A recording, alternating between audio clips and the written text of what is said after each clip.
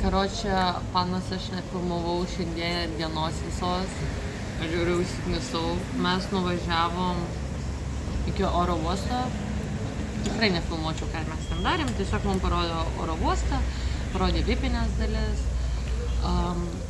Vėliau varėm uniformų.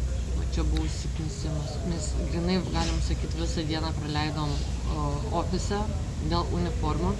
Gavom 2 poras marškinėlių, 1 maikutę, 1 džempiriuką, 1 porą kelnių ir sijoną.